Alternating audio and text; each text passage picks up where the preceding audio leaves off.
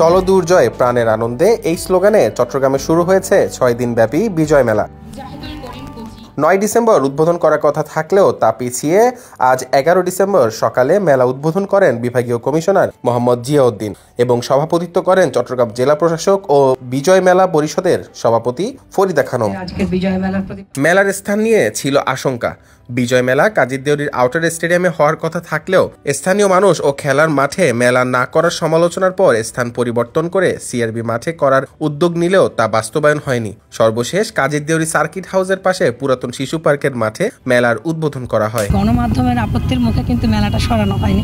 আপনারা বলেছেন, কিন্তু এটা আমরা আমাদের শুভবুদ্ধি থেকেই আমরা মেলাটা সরিয়েছি, কারণ আমরা মনে করেছি ওটা খেলার মাঠ হয়েই থাকবে এবং খেলার মাঠটাকে গুরুত্ব দিয়েছি বলেই কিন্তু আমরা মেলাটাকে এখানে ট্রান্সফার করেছি।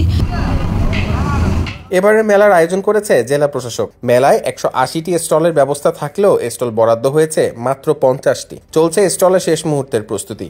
বিকাল থেকে শুরু হবে সাংস্কৃতিক অনুষ্ঠান।